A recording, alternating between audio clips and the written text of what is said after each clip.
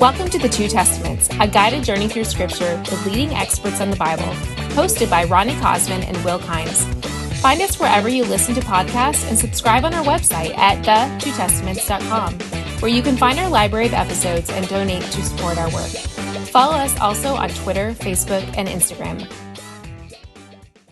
Welcome to the Two Testaments, a guided journey through Scripture. I'm Will Kynes. And I'm Ronnie Cosman, and, I am nursing a fragile voice right now, but, Yes. as they say, the show must go on. Yes, I appreciate the way that you're powering through, Ronnie, but we've got to get through Revelation, and so I'm glad that you haven't given up on us. Well, in this episode, as we do work through Revelation, we're looking at Revelation 17:1 to 19:10, and we are joined by Dr. Michelle Fletcher. Dr. Michelle Fletcher is Research Fellow at King's College London, where she is Deputy Director of the Visual Commentary on Scripture. She's also co-chair of the section on John's Apocalypse at the Society of Biblical Literature and the Secretary of the British New Testament Society. Michelle is the author of Reading Revelation as Pastiche, Imitating the Past, which came out with T&T Clark. And she has authored a number of essays on Revelation that really have fascinating titles. Like, these are the coolest titles. Here's one: Flesh for Frankenhor, Reading Babylon's Body in Revelation 17. And then this title, I love this one too: Behold, I'll be back. I can do that with my voice. Yeah, that's good. Terminator, the Book of Revelation, and the Power of Sequels. Thanks for joining us, Michelle. Would you like to tell us something, just a little bit about maybe the visual commentary on Scripture, which I just got a chance to look at? It's really a fascinating resource. Yeah, of course. The Visual Commentary on Scripture is an open access website. We are on www.thevcs.org, and we are aiming rather ambitiously to cover the entire Bible from Genesis through to Revelation, including Apocrypha, with what we call mini exhibitions. And they are 3 artworks brought into dialogue with a biblical passage. And then we have academic contributors from the fields of art history, biblical studies, and theology writing commentaries, which allow the biblical text and the artworks to be seen in new ways as they come into dialogue with each other. At the moment, we have over 900 high-resolution images for you to enjoy, over 300 sets of academic commentaries, and in the next 4 years, we will be completing the project, so you can choose any passage of the Bible, and it will be covered, she says, with great definiteness. So if someone wanted to see that, where would they go? www.thevcs.org. We've Great. also got a YouTube All right. channel where you can find series on the life of Jesus Christ, on the life of the Virgin Mary, and video exhibitions which are relevant to your listeners on Daniel 5, Revelation 17, and other exciting Bible passages. So check that out as well.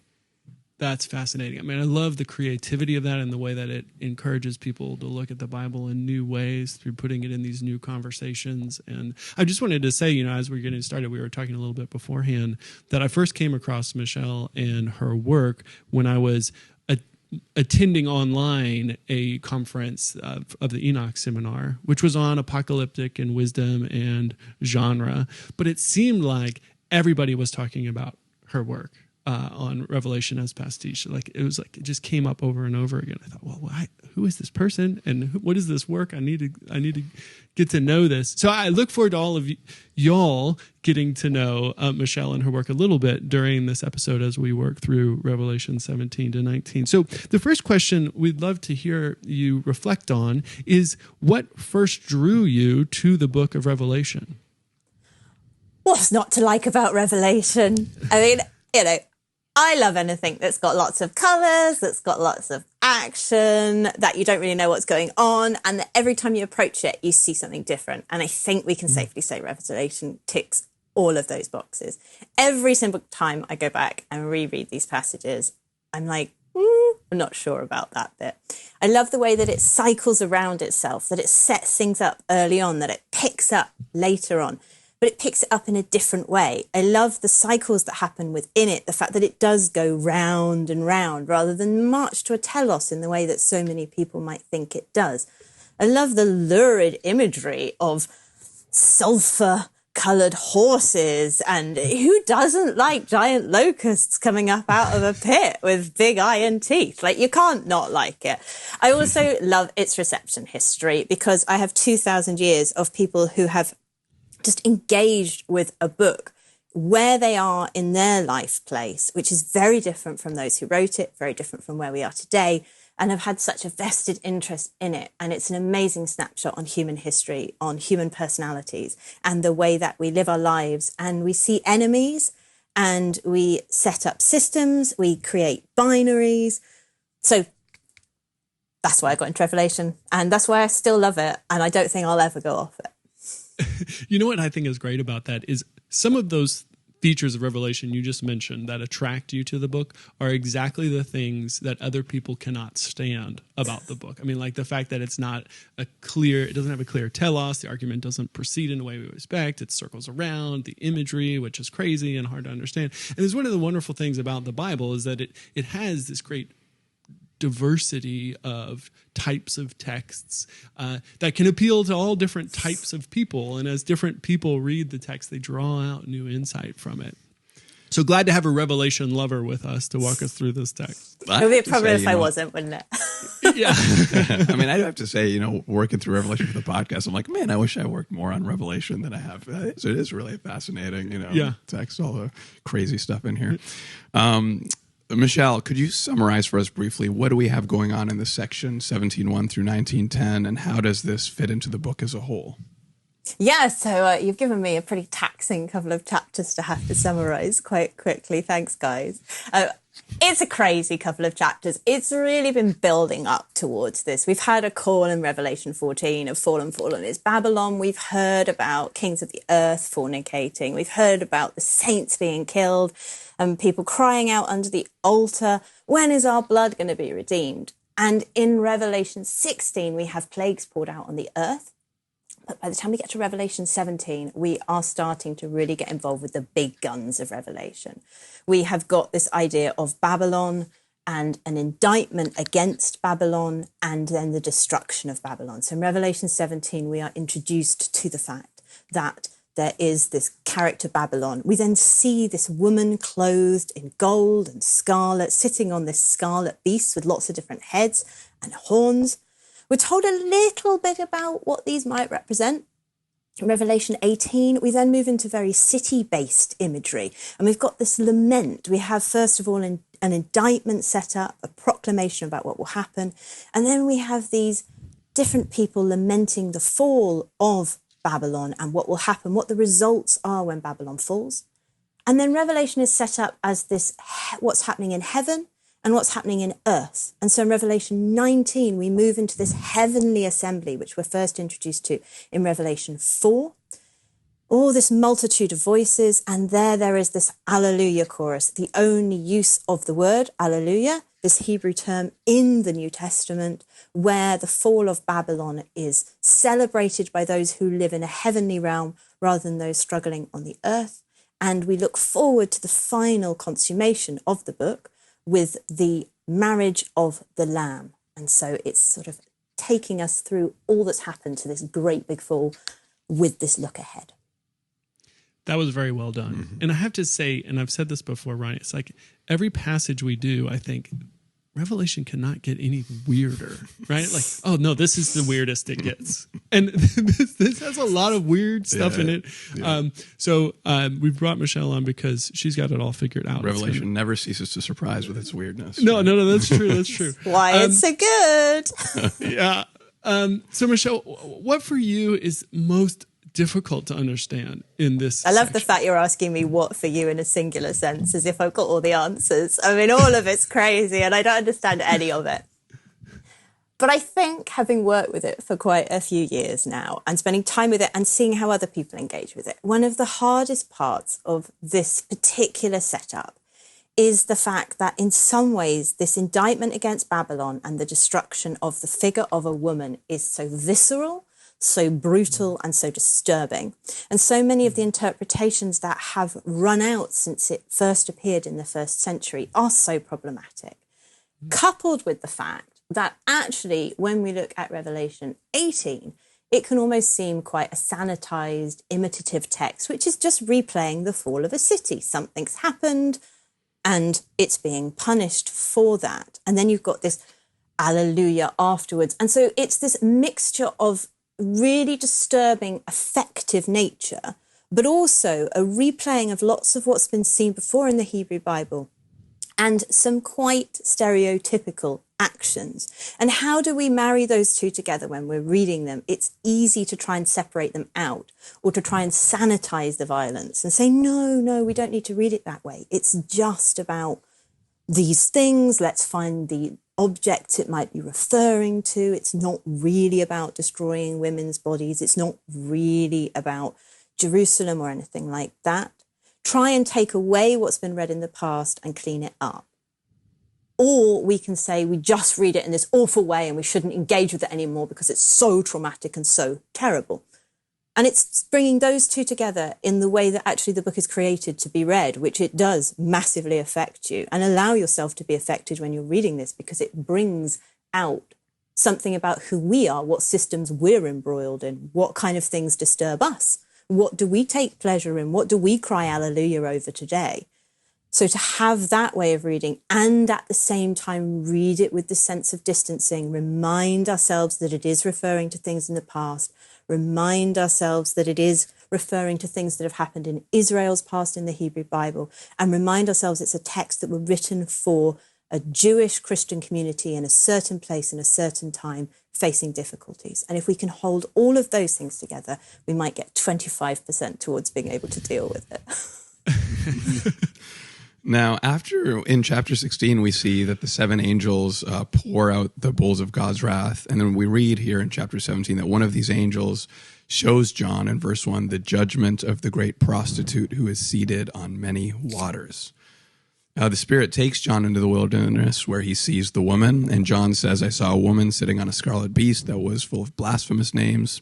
It had 7 heads and 10 horns. The woman was clothed in scarlet, adorned with gold and jewels and pearls, holding in her hand a golden cup full of abominations and the impurities of her prostitution. And the description continues, but let's begin with the woman and then we'll get to the beast. So who is this woman? You've spent some time thinking about who this woman is. Scholars give they appeal to different source texts, whether from the Hebrew Bible or from Greco-Roman backgrounds. Help us work through what are kind of the major options that you think are, worthy of consideration, and then how do you sort this mess out? So we want to think about the fact that this is being written for an audience in the first century. That is really important because so often it's been read, particularly after Joachim of Fiore, as this sort of time capsule that might be projecting forward to us today, waiting for us to unpick, to look at something relevant. And people have read it that way since very early on in Christianity. So let's try and take it back to think you're sat there and someone's reading this out in front of you. What sort of imagery is resonating for you? And when you hear the word Babylon, what might that invoke? Now, the first thing that Babylon invokes is Israel's enemy, its arch enemy. It's destroyed the temple before and has been a blight upon Israel and used as this moniker for whoever its enemy is. And we do see texts that involve the fall of Babylon really resonating with this figure. So primarily Jeremiah 51. In many ways, it's very close. It talks about a cup in the hand and the fall of Babylon. So the first thing that scholars often like to argue is it was Babylon in the past. It's a modern day incarnation of Babylon. And this makes sense. So what is a modern day incarnation of that? Well, there's been a really bad reading in the past where people have said it's the people that killed Jesus, therefore it must be Jerusalem. Forgetting that these people are clearly of a Jewish background because they are aware of all these Hebrew Bible texts, that the earliest Jesus followers were primarily Jewish, and so we would probably call them Jesus followers, Jewish Christians. And so it's very unlikely that Jerusalem is going to be the figure that we're facing. However, there are some real similarities to texts which are about the past of Israel and Jerusalem. It does resonate with Ezekiel chapter 16 against Israel, Ezekiel chapter 26 against Samaria. These are known as texts of terror, really violent texts where women are taken and destroyed by the divine in imagery. But it also looks like others around Israel. There are some resonances with Nahum 1 and with Isaiah 23 against Syria. Sorry, stop a second. And against Isaiah 23, which looks at Nineveh. So we have these other cities which it could be against. But let's think, what really, in the first century, if you're a Jewish Christian believer, is controlling your world and is your enemy? Well, it's going to be Rome, isn't it? I mean, that's the simple answer, straight through to Rome. But we cannot deny that all these voices can be heard there. And that is the thing about Revelation. It depends on what you've been reading. It depends on who you spend your time with. Daniel scholars tend to find Daniel in the text. People that love Ezekiel, it's all about Ezekiel. Ditto Zechariah, ad infinitum. So you can hear something that you're familiar with, but they're all coming together in the figure of the Whore of Babylon. Many different female figures in the past that have been used and accused and have fallen down. And so we're seeing this massive textual presence, which has so many different familiar texts, but at the same time is being brought against this new massive threat, which is the largest empire that people had faced, controlling the waters and controlling the land, which I would argue, and the majority of my scholarly community would argue, is Rome. Now, what exactly is she, this great whore being accused of here? Like, what has she done? What is Revelation so upset about that she's done? So if we look at the text of Revelation, which you've been moving through, there is this idea that the blood of the saints has been spilt and destroyed. And you can see in the description that she has become drunk on the blood of the saints. Now, there's this coin that David Aune argues might help us unpack this imagery of what she is guilty of. It's a picture of Dea Roma, the goddess of Rome, sat there with a great big sword on her knee.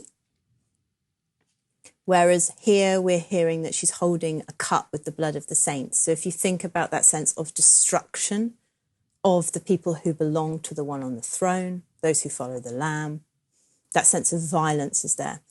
She's also accused not of having committed fornication herself, but having had the kings of the earth commit fornication with her, which is a trope that we find in the Hebrew Bible, which generally means that people are moving away from what they should be doing and going towards things that they shouldn't be doing. So she is drawing them away from the right way of living towards something else. So there is the sense that the city of Rome, or this figure, particularly in Revelation 17, we are looking at an embodied woman who is being accused of drawing people aside, being drunk on the blood of others for her own gain, and for having done things that she shouldn't be doing within the system. And this woman she's first described as sitting on water, but then as sitting on a 7-headed and 10-horned beast. So let's move on and talk about this beast. There seems to be this abrupt shift in imagery from the woman sitting on the waters to sitting on the beast. So why this abrupt shift? Well, the first bit is more of an indictment. So we're not actually looking at the description if you look closely. It says it's the whore Babylon who is seated on many waters, the judgment, come behold her judgment. So it's setting you up for what's going to happen. It's giving you this idea of a great system, city, we know this from the past, from the imagery, who is in some way controlling many people.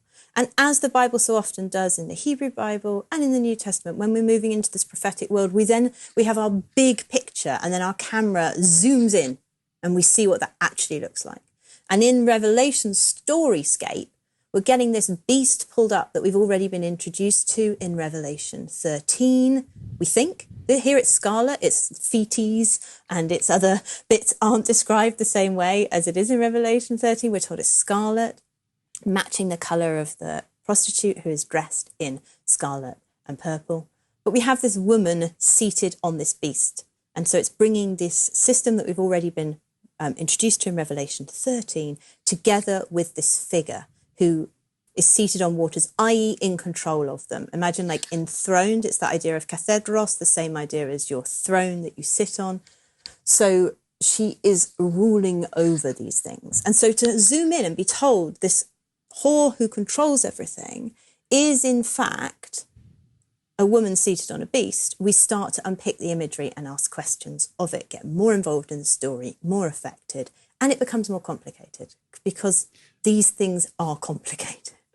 Yeah, let's move into that complication and unpick this a little bit. I love that British term. So the beast has 7 heads and 10 horns. So what are these referring to? Are they referring to kings, maybe past or present or future, or what? It's definitely American presidents. No, I'm joking. I thought I'd wait to see how long you stared at me for that.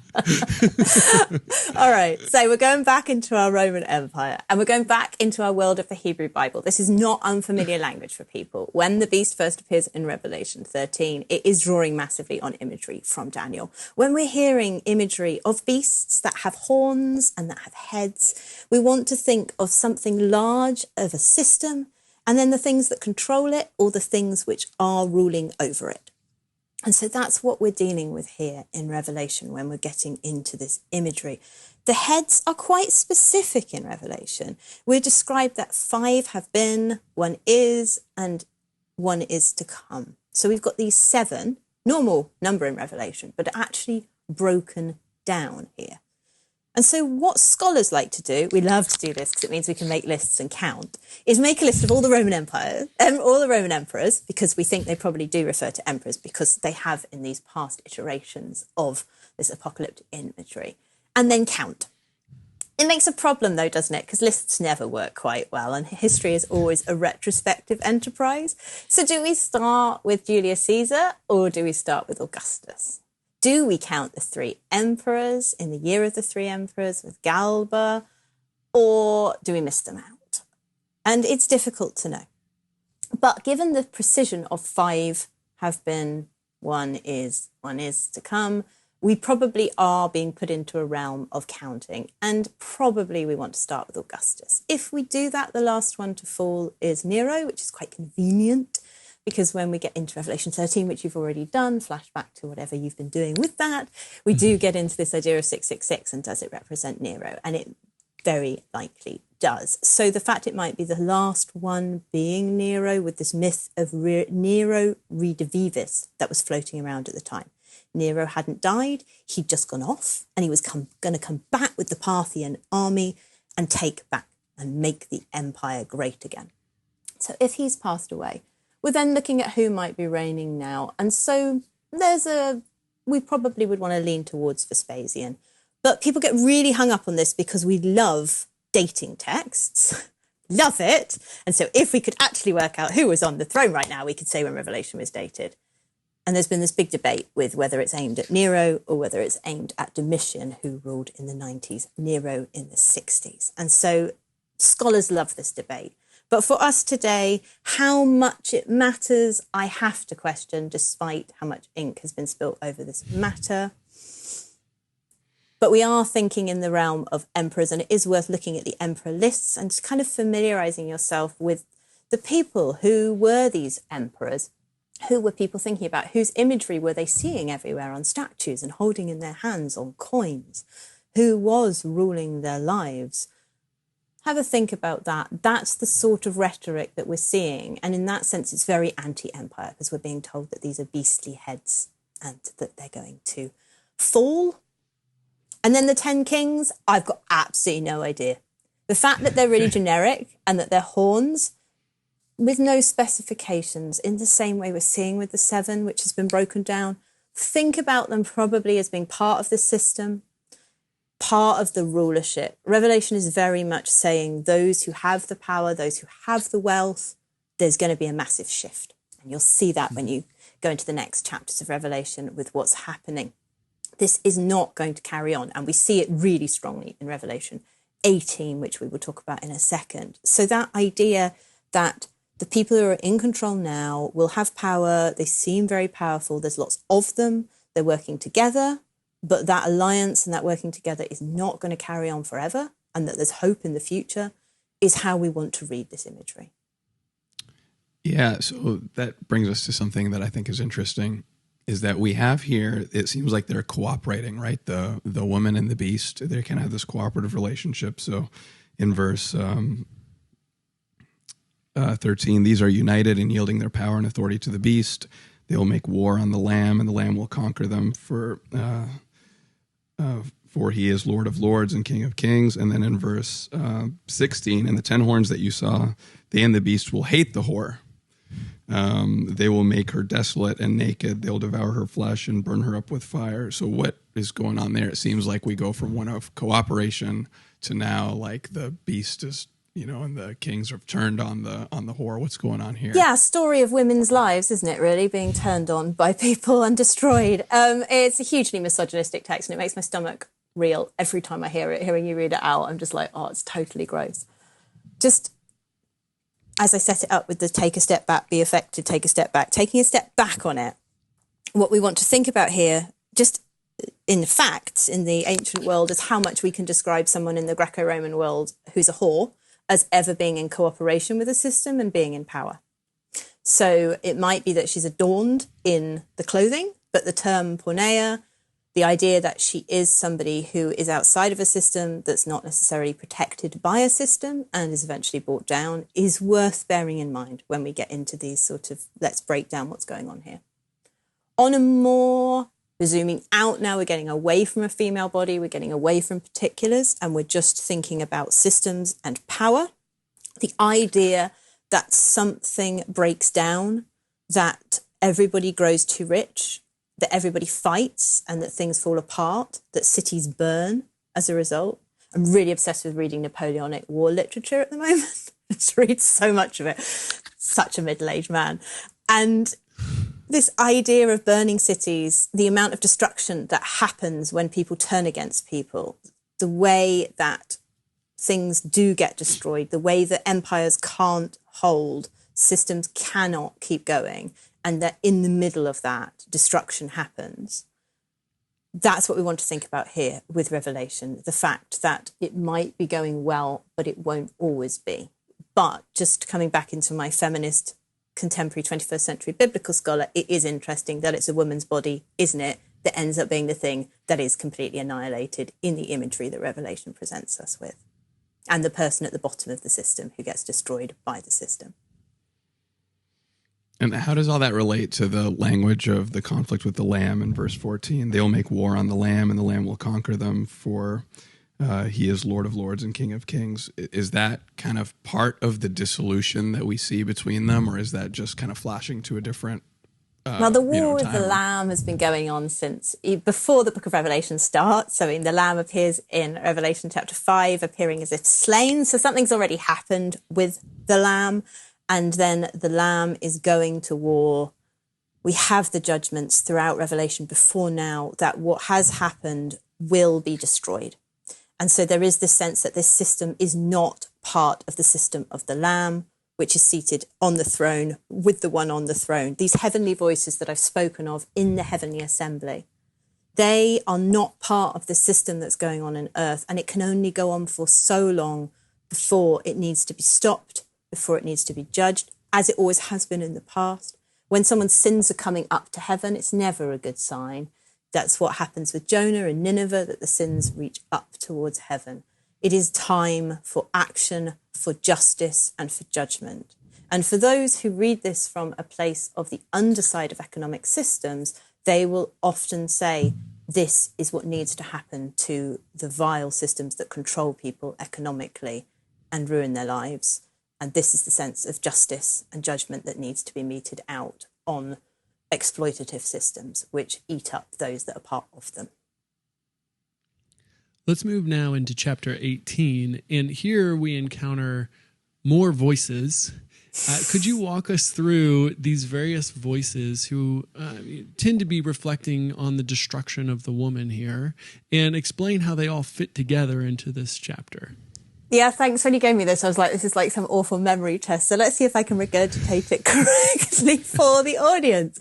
All right. It's a really, really interesting chapter. I adore this chapter. It's one of the places that scholars have turned their eye the least in the book of Revelation, interestingly. But it has all these different voices, as you said, and we'll go through them and then talk about how they come together. So it starts with a big, shiny angel who appears and makes this proclamation, picking up on Revelation 14, fallen, fallen is Babylon the Great, which is echoing Hebrew Bible proclamations. And it says what's going to happen, that Babylon is going to become a haunt for animals. At this point, the woman's body really has been left quite a long way behind, and we are getting into city imagery. And what happens with cities when they are ransacked after war is animals move in. Think about derelict theme parks with all of the different things growing over them and a little hyena trotting through. So will Babylon be. Then we have a proclamation from heaven which is saying, "Come out of her, my people." And it offers up the indictment of what she's done, which we've kind of talked about, this idea of shedding the blood of the saints and the punishment that will be meted out on her. We then move into the laments of the people who we've talked about, who've been caught up in the system and benefited from this system. So the first group of people are the kings, ironically, who we've just spoken about, who will destroy them. The kings wail over the city, alas, for Babylon. All of these laments are caught up with the idea of luxury, the idea of goods, the idea of wealth, and the idea of materialistic goods. Nobody is crying for anything human. They're crying out for things which we hold on to and think are important, but might be part of a different way of viewing the world. The next group to lament are the merchants, and we actually have a list of the things that they trade. They're trading in ivory and in cinnamon and in chariots, and they wail because nobody will buy their products anymore because Babylon has fallen. We then move into those who make their living from the sea, and this is where Rome again becomes a very convincing answer. Rome is a great empire controlling the Mediterranean Sea with all of those movements of ships with the corn going across from North Africa, and they're wailing because again they will no longer be making business from the system. Rome has fallen, and they are talking again about luxury. This then slips from the earthly up into the heavenly again, where we get these heavenly proclamations and a very different way of seeing the system. What we get after these earthly laments is a proclamation that the people should rejoice because of the fall of Babylon. So it's like we're down on the earth having a look at one way of being, and then we go up into this other way looking down, and it's like, no, you should be rejoicing that this has happened. And we get another angel. Revelation loves angels. There are so many angels. This one is probably quite a strong one. They're described as mighty, but they're probably quite strong because they get a great big millstone and they throw it into the sea in a prophetic action. And it's this sense of, as I cast this down, so Babylon will be cast down. It's full of echoes again of Hebrew Bible texts where Babylon and other cities have been proclaimed to fall. But this city is not coming back again. And the final indictment is that the blood has been found in you of the prophets and the saints. So we move between this heavenly realm and this earthly realm as we see this idea of lament and rejoice. Now, chapter 18 then expands on what this city has done and what has brought about her destruction. So in verses 5 to 6, we read that her sins are heaped high as heaven, and God has remembered her iniquities. Render to her as she herself has rendered, and repay her double for her deeds. And mix a double portion for her in the cup she mixed. So what are these iniquities here? You've already kind of rehashed a number of them. But how would you kind of summarize them again for us? That she's now getting, the city is getting paid back for these iniquities, the drinking the blood of the saints. It does seem to center, it's difficult, isn't it? Because there's lots of different things. There's accusations of the idea that she's dressed in certain clothing, this want of luxury, this idea of being with the earthly powers, the idea that people want to fornicate with her in the sense of, it's not adultery, just to say in the Greek. It's really important to say that the term is all caught up with this porneia idea, which is all rooted in the concept of buying. So this isn't about something that belongs to someone else that you're taking, but it's about buying things. So literally buying a prostitute. It's the sort of root of the terminology that we're looking at here with the idea of fornication. So there's a real economic root going on with what's happening here, the idea of fornication happening. And you can see, as I've taken you through Revelation 18, that all of the people that we are not with when we're in the heavenly throne room are lamenting these ideas of commerce and of goods and of luxury. But then you always want to look to the end of anything to see what the real indictment is. And we do have this idea of the blood of the prophets and the saints being found, because it's not just economic consequences that are happening here, but the real thing that happens to human bodies as a result of empires, of buying, of what we do when one place invades and take over another place, and potentially we might want to say an empire that is against the belief of Jewish Christians as well. How much we're arguing this is a text that is written in a situation of persecution is a big scholarship is out on it one, but certainly they're not treating people brilliantly, are they? So there are so many human bodies caught up, and actually you have at the end in Revelation 18, at the end of the trade list, it says, and slaves, which are human bodies, which are human souls. So there's this idea of the sense of humanity being caught up and being destroyed within systems, and the prophets and the saints therefore being destroyed. And often empires do thrive through persecution and through finding enemies which they can blame others for and put their ills onto, as we see in the UK at the moment with our terrible vitriolic attack on migrants. So this is the way that systems work to try and keep power. And so Babylon is being accused of all of these things, and rightly so if that's what she's been doing. Do you think that here in chapter 18 that these two things are tied together? So you kind of have the excessive accumulation for more and more wealth on the one hand, and then you have the kind of, the blood of the saints, or the kind of, mistreatment of people and the violence that's being indicted at the end. Do you see Revelation as tying the two things together, or are they just two things that Babylon is being indicted for?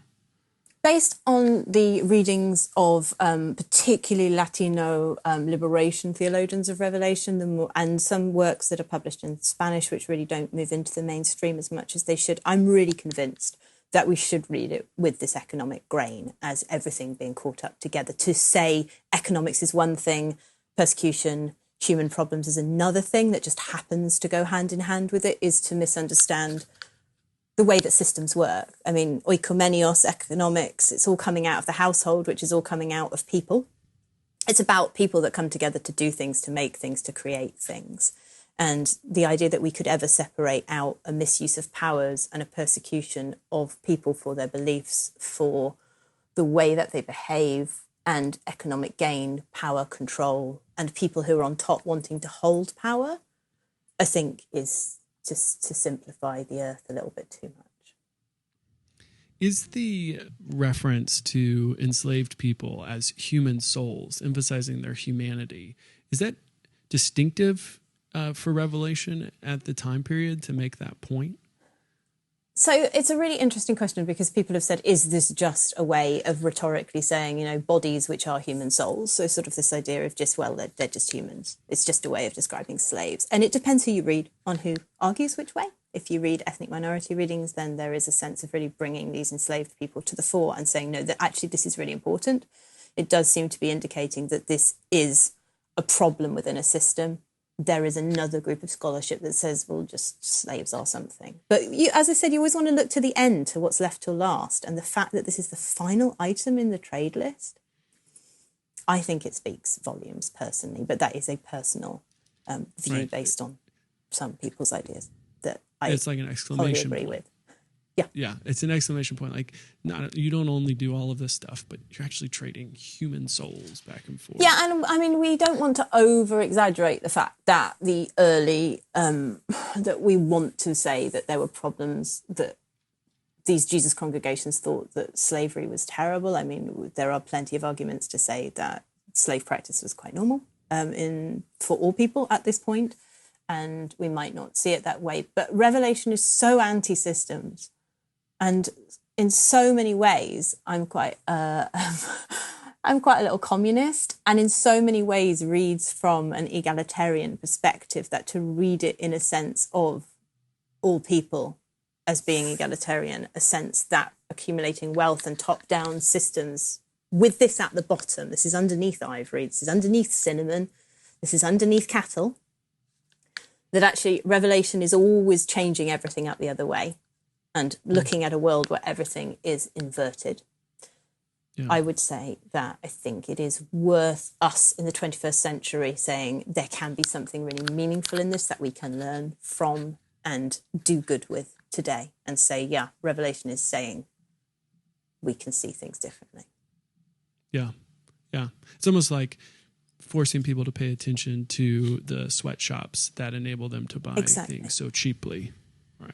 Exactly. Yeah. And I think that is the way that we might want to look at it. What sort of systems do we have in place today with capitalism where people are keeping other people in business by creating more things, by doing more things? Who benefits from these systems? What quality of life is there? Are Nike trainers above the human bodies, which are human souls? What are we doing destroying systems, ecological systems, which are animals, which are our future? All of those sort of things. I'm a little campaigner for all of these things, but I think Revelation can speak into these issues today and say, what are we doing with the core of our system? What hits at the heart of our system? What are we putting value on in different ways? And how does that make complex human systems and relationships? And what are the ramifications of what we buy into? Because Revelation says buying into the Roman system, this one of wealth and accumulation, is not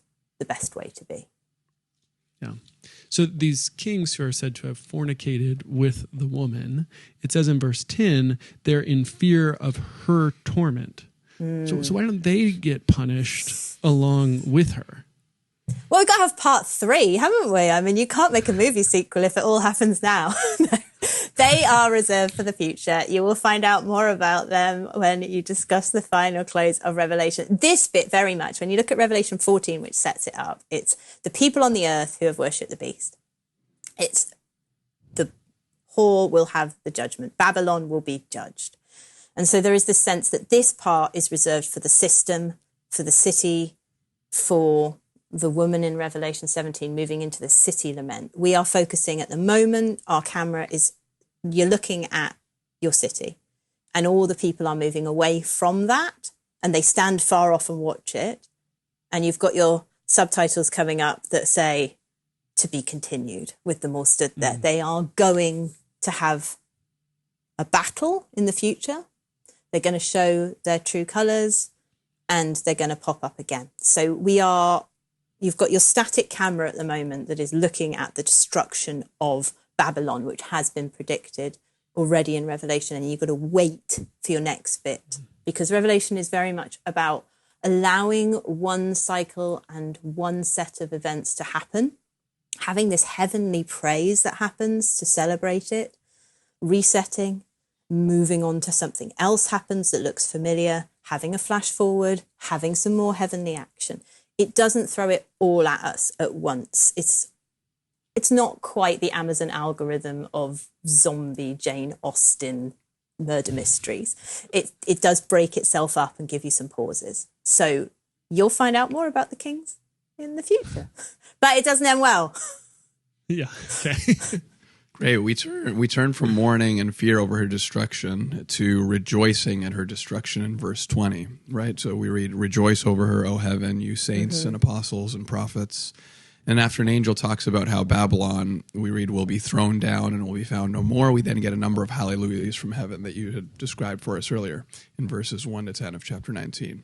So what exactly are the multitude in heaven praising God for? Well, as I've said, we are having to look at what's happened in Revelation. In Revelation 6, we have these souls under the altar saying, "How long, O Lord, until our blood will be judged? They have been killed." We have this idea of destruction and this waiting, and we are told now that judgment is being meted out upon Babylon, the enemy, the system, the thing that's controlling and causing destruction. And so this set of rejoicings, there's lots of rejoicings that happen in Revelation. It's quite normal to have this idea of action and rejoicing, or proclamation about what will happen and rejoicing. So this one, we're getting really close to the end of Revelation now. So you've got to think, everybody's really tense. A lot has happened. The people on the earth have had the plagues poured out in them in Revelation 16. So they've suffered pretty badly. Now this system has actually fallen, and we have been told it is not coming back again.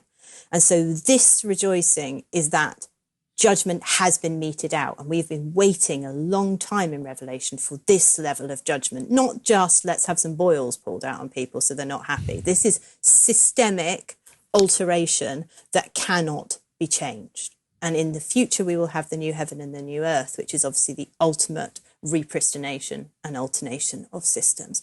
But this system is down, and it is not coming back. The smoke from it will go up forever. And so that is what the rejoicing is happening here. And you can see the camera has looked back at what's going on at Revelation, and now it's turning to look ahead. It's saying, no, we're going forwards now. The marriage of the Lamb is going to happen. And so we are rejoicing in what's happened from the heavenly perspective, not from the earthly perspective. We're up on that other realm, and we are now looking forward and rejoicing because something new is happening, the marriage of the Lamb, which will change everything. So there is a system renewal. Marriage leads to new life, to the creation of children, to a sense of newness. And so using that as a metaphor gives all of that expectation of change, of consummation, and of forward looking. I do think it is fascinating how, because, some people actually have like visceral reactions to, God in the Bible, pouring out wrath or having vengeance, right? But Revelation is, we get it in the book of Exodus with the plagues, but we also get it here, right? And they're praising God. The hallelujahs are salvation, glory, and power to our God, for his judgments are true and just. He has judged the great whore who corrupted the earth with her fornication. He has avenged on her the blood of his servants. And I think, you had mentioned earlier, people who are, let's say, in the margins, especially people who are in positions of, great oppression, you could see how some people in positions like that could really resonate with that, right? That kind of vindication and judgment. Yeah. I think from my really comfy 21st century nice world, I would probably be able to potentially mouth a hallelujah with a lot of tears pouring down my face, and I probably wouldn't be that happy. I'm certainly not going to be singing anything from Handel's Messiah joyously. But that's why I read Alan Bozak, who wrote his work on Revelation when he was incarcerated under the apartheid regime in South Africa, who says that anybody that does mourn over these things and the loss of these systems is reading from an armchair and has never experienced difficulty and oppression. And yes, Alan, please do hit me around the face with that, because I damn well need to hear it. And so for me, it is really, really important to read these different voices that say, no, if you are caught up in these systems, and if the system is as evil as apartheid was, what else can happen but to see it fall? What else can happen than it has to come down? And yes, you rejoice over it, because the atrocities that were committed under it were so outrageous. The issue we have on earth is that when these systems fall, we have to think about how to do them again. And how do we carry on integrating people who were part of? And that is always one of those questions that we will always struggle with as we continue to be embodied on earth, of how do you move forward as we face human systems that fall?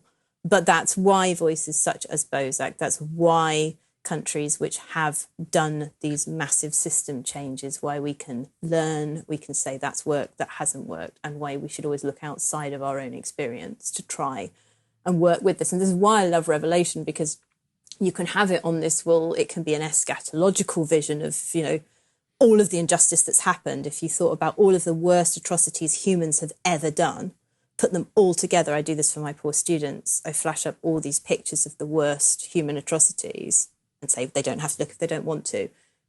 How do we deal with this? If you put them all one after the other, after the other, after the other on a PowerPoint, what do we do? And if all this could be got rid of, what would it be like? That's the eschatological lens that Revelation is speaking to and writing to. But then when we're reading it, I'm sat on my floor, you're sat there in your studio, and we're dealing with our earthly issues and systems and people and how we live well now and don't destroy people. We have to ask these very difficult questions about what it is to bring something down, which we say, no, that is problematic, such as apartheid. And where do we go from that? Like the creation of the Rainbow Constitution. So that's why it's such a great text. It's such a problematic text, but it's got so much that it can give us for living our lives.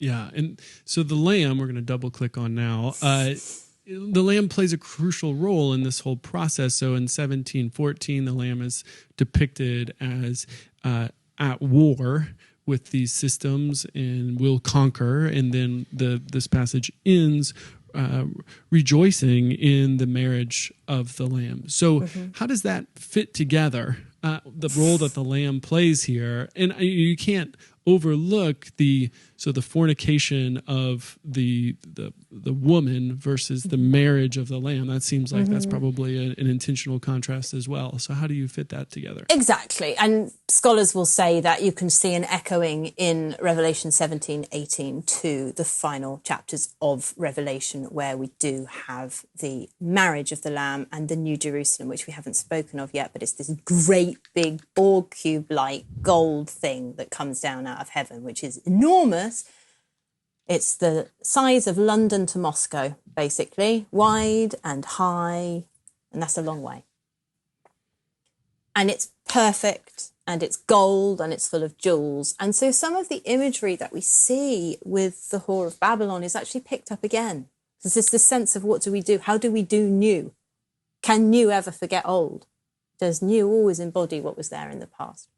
So you have this idea of the building, and then you have the concept of the Lamb obviously being this really important figure in Revelation, which in a nutshell represents Jesus. Let's make it easy. Or we could say the Messiah.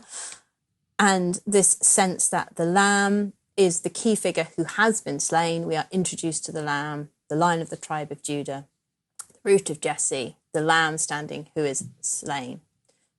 Jesus takes on lots of different guises in Revelation. It's not the only form he takes. He's a real shapeshifter in this text, but the Lamb is the predominant one he spends most of his time being.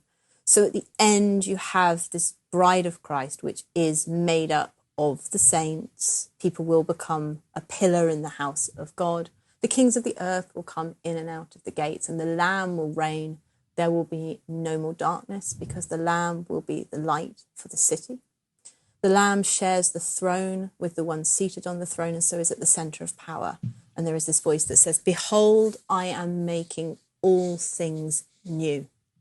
So there is this idea that the Lamb is this integral part of system change. And actually, the battle at the end of Revelation isn't really a battle. It's just that sense of the kings come out and poof, they're done. It's not really much push and pull. Don't need my Napoleonic Wars to make sense of it. But it does move to this massive system change with the Lamb and the New Jerusalem. And this has obviously been read as the text has been received as this consummation of Jesus and the church. So all the people of God. For the readers of Revelation, it probably wouldn't have been the church. Just whiz back into that first century situation. Remember, we're thinking the people of God here. And there is this strong resonance with the Hebrew Bible. So we want to carry on thinking within those Jewish motifs. So not quite thinking a big church building, but this sense of people who belong to the Lamb, who are with the Lamb, who have potentially even shed their blood for the Lamb, who become united with the Lamb and share their identity with the Lamb. And this is another way you can read Revelation. This is the best thing about reading Revelation. It's like a museum that you can do a different route around every time and see different objects. Read it as what's the relationship with the Lamb reading. Do that circuit around it. What happens with the relationship that is promised from the figure, one like the Son of Man, what they promise to their followers, the first guise of Jesus, as you move into this Lamb figure, as people follow around and as they wash themselves clean in the Lamb's blood, to get to this place at the end after all of this trauma, all of this suffering, where they will be united with the Lamb and there will be no more night, and all of their tears will be blotted out. It's not wiped away. It's literally like you'd blot ink off a page, blotted out. And there is this sense that there is something else that is integral to this way of being. And the Lamb is at the center of that way of being. Well, we like to end our episodes by asking you for a blurb or recommendation. Do you have something that you'd like to recommend to our listeners? It could be something about Revelation or just something, else that has nothing to do with Revelation. I was really thinking about this. I wanted to do something really different for you. So what I want to do, I presume most of your readers are most of your listeners in the States. Most of them. Probably, yeah. Most of them. I think so. Even if you're not in the States. What I really want to do is do a little life hack, which is something I've done, which I don't know if many of you have in the States, which is use the train to travel around America. I've gone from Boston across to LA by train. I have done Boston down to Miami. That is totally awesome via New York.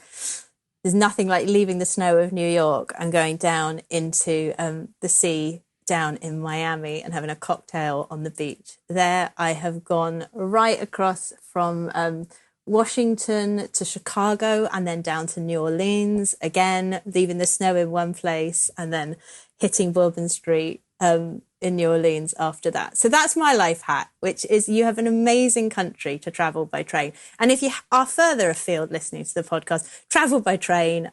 I've been from London to Istanbul by train and from London to Hong Kong and from London to Tokyo. And traveling overground by train is the best thing in the world. And you will see things you've never seen. You will meet people from all walks of life and see them coming on and off of your journey. And it will give you a different way of seeing the world, which is just what Revelation does. So that's my top tip. I love that. Now, can you give us a secondary life hack, which is, I think, one of the things that prevents people, especially in the States, from using the trains is that they seem ridiculously expensive for what you get. Have you found a way in all of your train travels? Loads in advance. Yeah, so you can get them really far in advance. You can get really good deals. If you're happy to sleep in a seat overnight as well, they've got really great bits that pop up in front. So you can get your legs up in front and sleep quite well like that. That saves a lot of money. But book them well in advance and out of season. So I've done all of this in November. Yeah. So that's been pretty good. So they're not as expensive as they sound. They just take a long time. I haven't found them to be ludicrously expensive. Think that you're saving a night if you do overnight trains. You're saving a night's accommodation. Some of the packages, the one I did from Chicago to LA, we broke it in Chicago. That had all the food included in as well. So I didn't really have to do much. So you can save money that way. And it's a massive experience that you will definitely not regret. Yeah. No, that's great. Great tip, great blurb there, and I hope people take advantage of it. It's inspiring me to want to do something like that too. We're so grateful. We use this metaphor of guides taking us on a journey, and so it's an appropriate conclusion to this episode for you to advocate for actually going on a journey. But thank you for guiding us on this stage of the journey through Revelation. And for our listeners, if you found this helpful, then please do share it with others who might, people will often say, I was just reading Revelation 17 and I can't make any sense of it. And you can say, well, I've got just the podcast for you. Here it is. So share it with others, and that helps get word out about the show. Thank you, Michelle, and thank you for listening.